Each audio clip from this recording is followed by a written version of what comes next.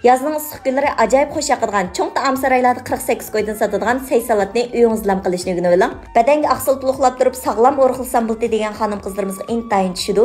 Mayli atiyalik nashtiga yang yoki kechki tomoqning o'rniga yang, badaningizga aqsil to'liqlab turib sog'lom o'rg'ilay olasiz. Her gün müştün qo'shish qulay ham yeyishib bo'lgan taomlarni ichini yutyaptimi? Qo'llash ustidan inkas rayoniga xavfsiz gullaringlarni avatib meni rag'batlantirishni unutib qolmanglar. Qo'llig'inglarga rahmat. Men bugun kechki tomoqqa bir tal tarxamak yeysam, eg'irliqim azroq tushishi mumkin. Uning 2 tal tuxum qo'shib etsam, badanimga aqsil to'liqlanib, muskullar xo'rab ketmaydi. Lekin yemeklik talas yetishmay qoldida osonli qavziyat bo'lib qolib, eg'irliqim yaxshi tushmaydi. Shung men sabza, checheksay, pomidor, azroq meva qo'shib etdim. Oxirida mushlarning badanimga yog' sumirilish uchun a'lo sifatli yog' bo'lish kerak. Şuna mayliq achchiq suv sharbatidan azroq qo'shdim. Mana endi o'lchamlik o'rg'iltish tamoq tayyor bo'ldi. Mushunga o'xshash sog'lom o'rg'lash tamoqini jiqroq yo'llab bersangiz bo'ladi degan xonim qizlarimiz 8 raqamini jiqroq yo'llab qo'ysanglar, buningdan keyingi mazmunlar texmi sarxil. Mening ishlatganim cho'ng ustamning mayliq achchiq suv sharbati va salat sharbati. Cho'ng ustamning cho'ngliqi bor sog'lom o'rg'ilsam bo'ldi degan xonim qizlarimizga intayin tushidi.